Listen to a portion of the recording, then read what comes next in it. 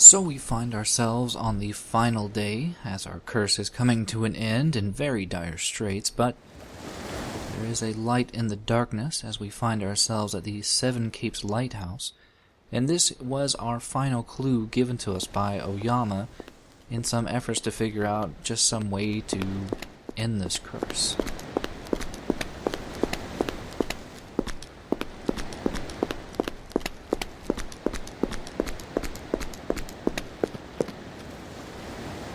And as if we needed some other beacon to tell us that we were on the right track, we get our first view of Asahi as a regret.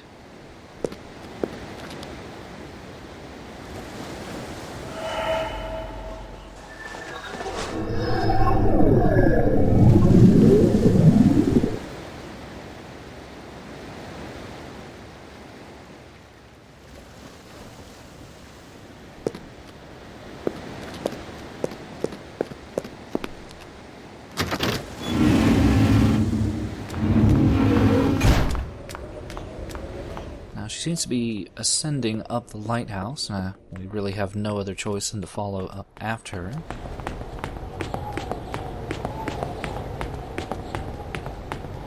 You do want to be mildly careful, though, as you go up these steps.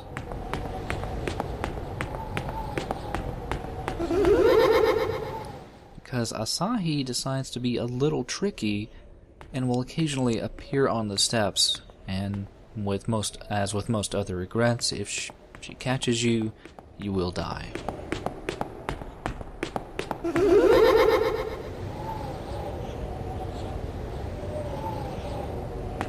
Now, this can lead to quite a bit of tension in this circumstance because you are still running against a clock.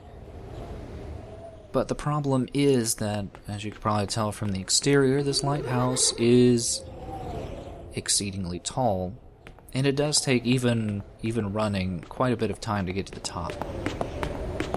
And I guess the developers decided that the best way to spend this time while running up the staircase was to put maybe too many instances of Asahi popping up on the stairs.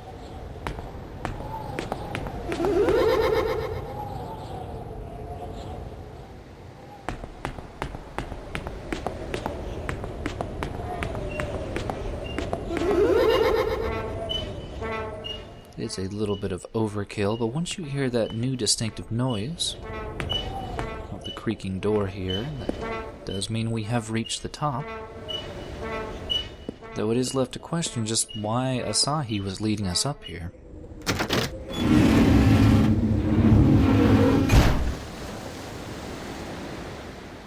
At least it's a lovely, peaceful view up top.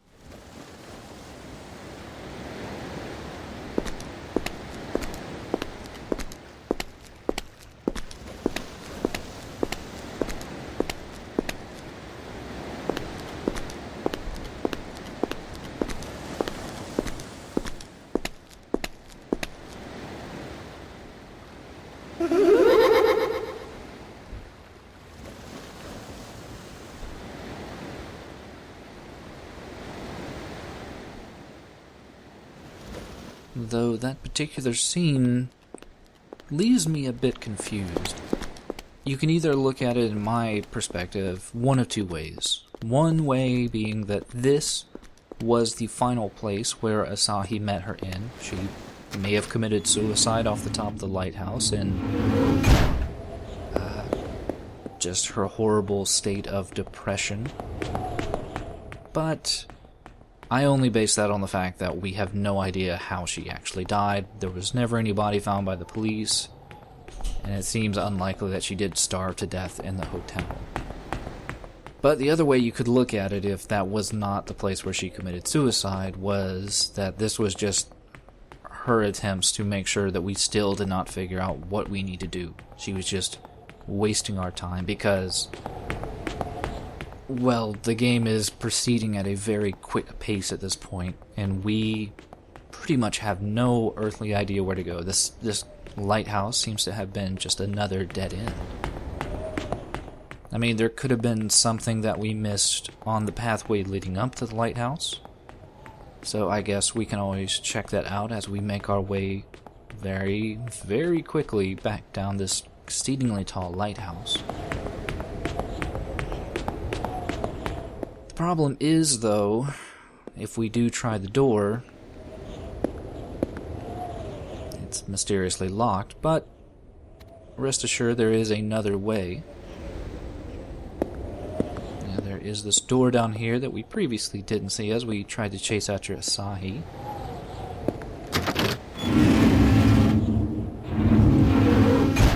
The problem is that we are now out of time. We have now a 3-minute real-life timer to try to figure out just what we are supposed to do. And the good news is that we are going to get some hints along the way here. The bad news is that the means by which we get this information, probably not the quickest means in the world.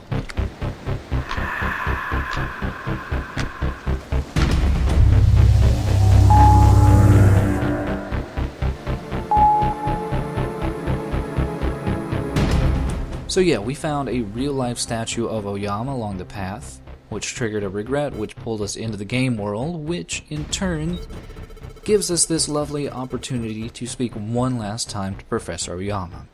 And as we have been able to realize throughout the course of the game, Oyama is a very wordy person, so even though we are on a kind of restrictive time limit, we have to sit here while he goes through some stuff that we kind of already knew. Namely the fact that, yes, he did receive a copy of the cursed game one day before he met us, and that he decided to do a little bit of an experiment regarding the game.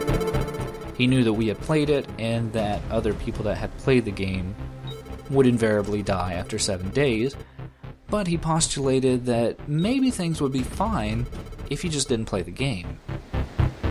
But, as we can tell from Oyama, that's not really the case. If you get the game, no matter whether you play it, whether you apparently beat it, or whether you just completely ignore it, the outcome is always the same. A horrible, horrible death. And as we've already figured out why this is, it's because Asahi just hates video games.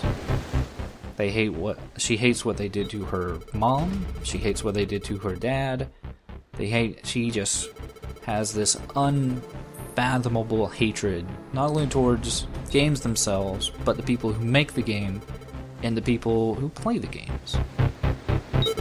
So, that explains what we already knew regarding that, but what Oyama has also been able to fathom by being in the game itself is that the game was some means for Ikuta to really make up to his daughter just the loss of her mother and just the sheer amount of time he lost from working on the game in the first place. It was supposed to be just a loving gift to his family.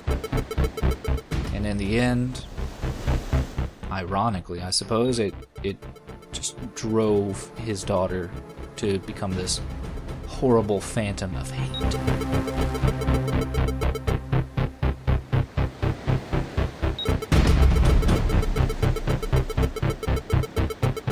Also, Oyama kind of laments the fact that the other people that worked at Utasoft didn't really know why they were murdered by this specter. But hopefully we can maybe fill them in on some of that information as we progress further on.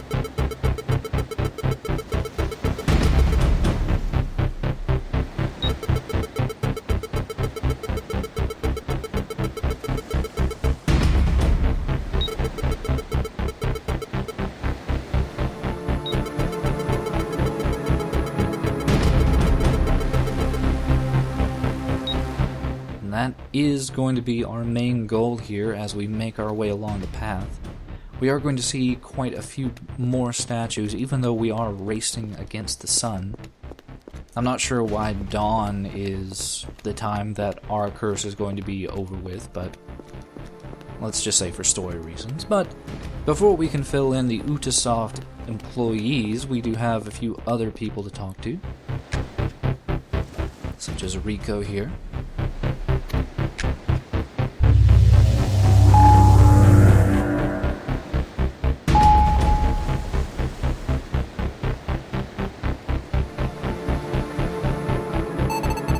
Now, Rico doesn't fill us in on too much more than what Oyama already did. She just kind of restates the fact that Asahi was just very unhappy that her father was never home. But the thing is that it does reveal the fact that the reason that Akuta has been completely fine is that deep down, Asahi still loves and cares for her father. That's why she can't bring herself to kill him. Just everyone else around us. It's going to be up to us to try to reaffirm with Asahi that she needs to remember that love that she felt for her father.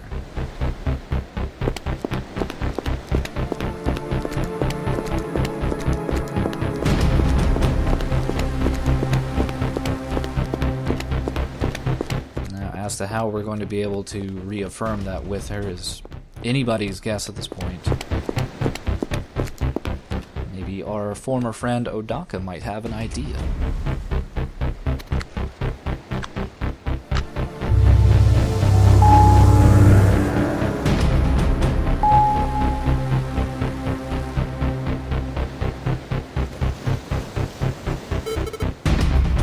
Sadly, the case is not that Odaka has any ideas, just more reaffirmation about just the sheer level of, I guess, emotional bond that the family had, the Akuta family had. He, for some reason, even now, still feels the, I don't want to say selfish inclination to say that he is jealous of the Akuta family, but he does state that his family was definitely not as close and loving as the Akuta family. They were more based around money and less around just the social interactions and familial bonds that probably should have permeated a family.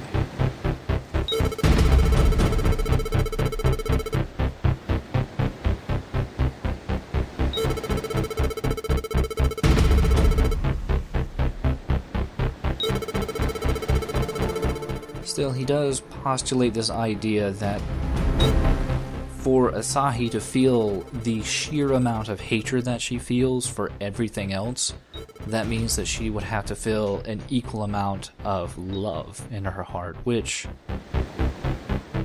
I think is a little bit presumptuous. I don't assume that someone that can hate so much could possibly love in equal amounts, but we'll just go along with it.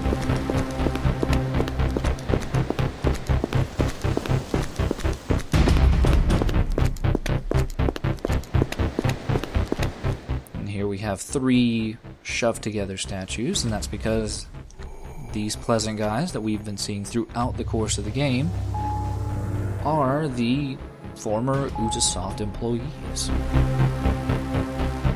The first one that we're speaking with here is Louisa, or Louise, as the name has been a bit mistranslated both in the original version of the game and in the fan translation. She has done the music for the game. We've heard her lovely tunes throughout the game, even though the actual person that did the music for the game was a man. She is getting across the fact to us that Akuta's passion for the project was really what drove her to make the music as lovely as she did.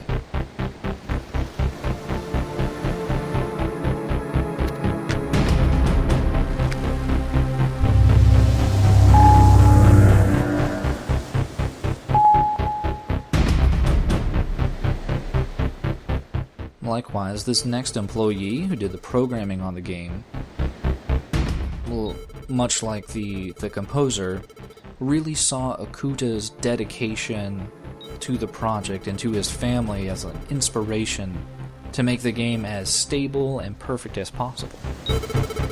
Though sadly, his life was ended before he could really go forward all the way with that.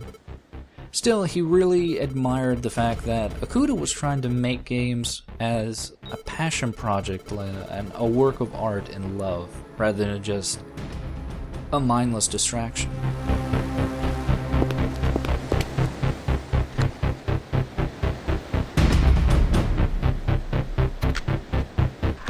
And for some reason, the final Ubisoft employee, I have no idea why, if this is supposed to be indicative of his personality, just is not very forward with trying to meet us.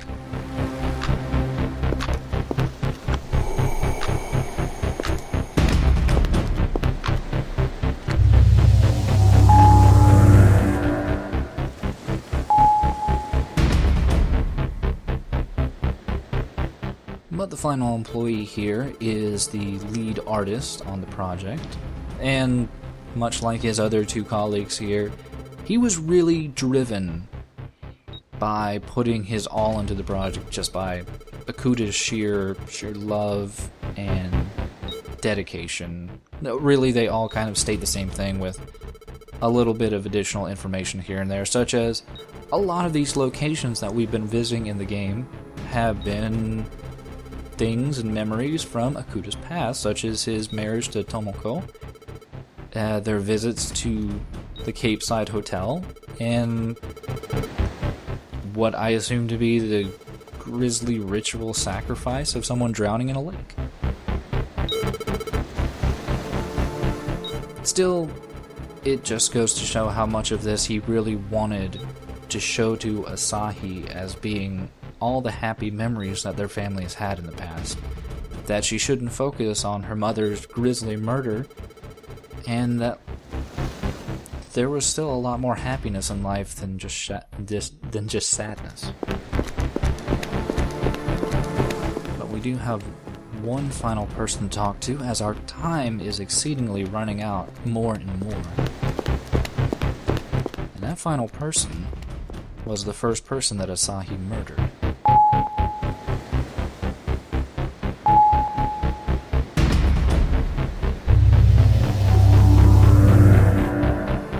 And that's Mr. Utani. Now we are finally going to get some vague understanding about why Utani did what he did, and it's probably not as good of a payoff as some would hope. It's not that Utani is visibly or mentally unstable. He just, I guess, was overworked and realized that this passion project that Akuta had in mind, while a great work of love and possibly a good work of art, was never going to make money. Utani saw him basically wasting company funds, company time, company resources on just this failed project. It's going to be a black mark on Ubisoft, and it was just going to be a waste of money, which is not enough of a catalyst to cause murder, but much deeper down, Utani just had an overall jealous feeling, not only towards Akuta's happy life, but also just a happy family that I guess Utani could never have. Still, in the afterlife, Utani has been able to realize that what's most important is love and family, and not just money. And that's what we're going to have to try to convince Asahi about, but well, we still have no earthly idea how we're supposed to do that.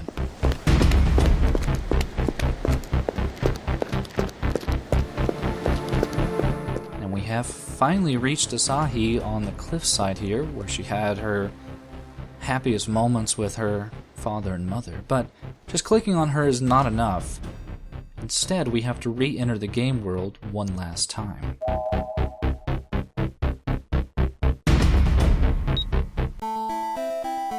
Now we find ourselves back in Freya initially, and all the NPCs are gone. We don't have a very specific quest. Instead, we have to find Asahi hidden somewhere on the map. And the good news is that she's pretty easy to find. She's been where most of the items have been hidden away over the course of the game.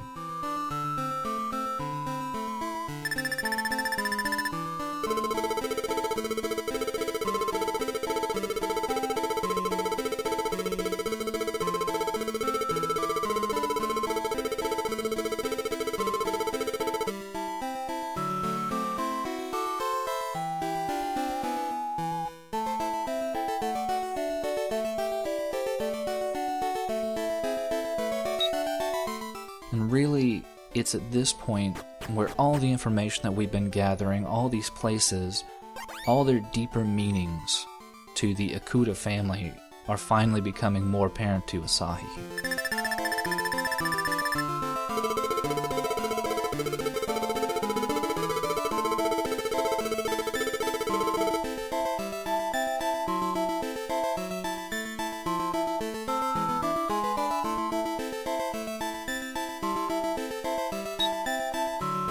Even as we were walking up the path, talking to all the people that she murdered, all of them had gained a greater understanding of just the love that Ikuta felt.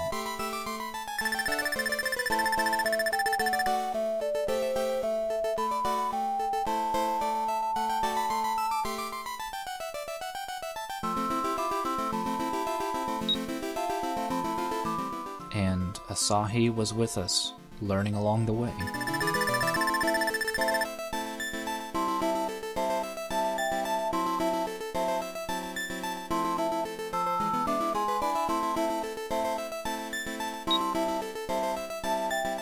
But the question at this point is if that's going to be enough. She's still a horribly tormented soul, and our efforts before were still not enough to convince her to stop with this horrible, mindless killing.